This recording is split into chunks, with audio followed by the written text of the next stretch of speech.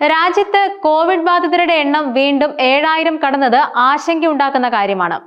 കേന്ദ്ര ആരോഗ്യ കുടുംബക്ഷേമ മന്ത്രാലയത്തിന്റെ ഏറ്റവും പുതിയ കണക്കുകൾ പ്രകാരം നിലവിൽ 7121 പേർക്കാണ് രോഗം സ്ഥിരീകരിച്ചിട്ടുള്ളത്. കഴിഞ്ഞ 24 മണിക്കൂറിനുള്ളിൽ 306 പുതിയ കേസുകളാണ് റിപ്പോർട്ട് ചെയ്തത്. ഇത് 6 മരണങ്ങളും സ്ഥിരീകരിച്ചിട്ടുണ്ട്. രാജ്യത്തെ സാഹചര്യം പൂർണ്ണമായും നിയന്ത്രണ വിധേയമായിട്ടില്ല എന്ന് ഇത് ഓർമ്മിപ്പിക്കുകയാണ്. ഈ കണക്കുകൾ സൂചിപ്പിക്കുന്നത് രാജ്യത്തെ ജാഗ്രതാ വ്യാപനം നിലവിലുണ്ടെന്നും ആളുകൾക്ക് അത്യാവശ്യമാണെന്ന് നൽകിയിട്ടുള്ളതുമാണ്. മുൻ തരംഗങ്ങളെ അപേക്ഷിച്ച് രോഗത്തിന്റെ തീവ്രത കുറവാണെങ്കിലും പ്രായമായവർക്കും മറ്റു രോഗമുള്ളവർക്കും പലപ്പോഴും ഗുരുതരമാകാനുള്ള സാധ്യത ഏറെയാണ്. ഇത് ആരോഗ്യ സംരക്ഷണ സംവിധാനങ്ങൾക്ക് മേൽ സ്വാധീനം ചെലുത്താനും മരണനിരക്ക് വർദ്ധിപ്പിക്കാനും ഇടയാക്കും.